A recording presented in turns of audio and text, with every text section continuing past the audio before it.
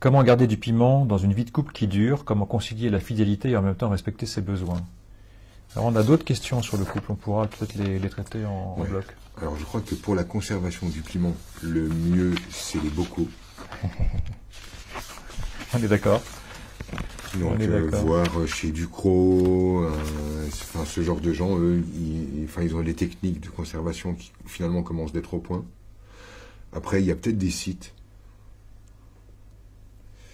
Bon, on a sur le couple et la confiance en soi, si tu veux qu'on élargisse. Non, attends, je vais quand même répondre à cette personne parce que son énergie est plaisante parce que il y a quelque chose de très direct, très honnête, très franc, très courageux, je dirais même, dans la fréquence qui est en dessous de la question. Et le piment, en fait, dans ce couple-là, en fait, elle croit que finalement le piment va venir de l'autre. C'est la croyance sous-jacente que l'autre va la rendre heureuse. Alors que l'idée, c'est que elle n'a pas identifié que c'est elle qui devenait chiante à ses propres yeux. Tout simplement.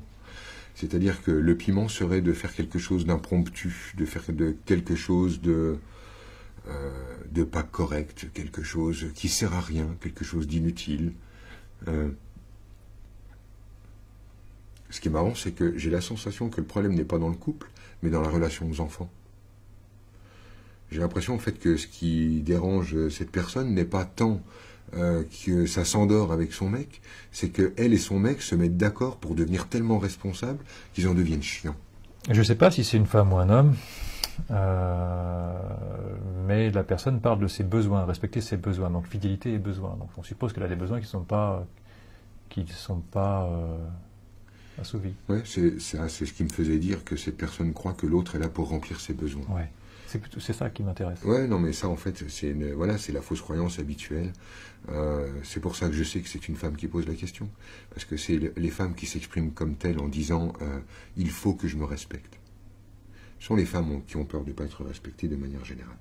Donc les femmes prononcent ce genre de phrase du genre il faut que je me respecte.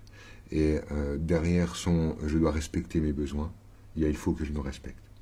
Et là, je suis prête à incarner la pire salope du moment que j'ai le bon droit de mon côté.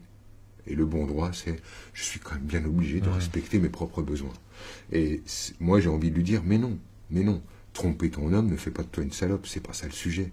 C'est le sujet, en fait, c'est que tu as des désirs et que tu es toi-même en train de te flinguer. Tu as des désirs et tu es toi-même en train de te traiter de salope à l'intérieur. Si au lieu d'attendre que ton homme pose la main, tu posais la main, si au lieu d'attendre la tendresse ou la folie, tu te permettais la tendresse et la folie, tu apporterais dans ton monde ce que tu souhaites y trouver. Finalement, on se met dans une posture d'attente et on est exaucé. On attend. C'est pas plus les femmes que les hommes, c'est pareil. Non, de manière générale, ça n'est pas plus les femmes que les hommes. J'ai juste un discours un peu misogyne. Bon, d'accord. On arrête là pour celle-ci, pour cette question-là, parce que j'ai deux ou trois questions sur le couple qu'on pourrait enrichir. Ouais, allons-y, allez, on fait ça. Alors, comme ça, je pourrais bien exploiter mon misogynisme.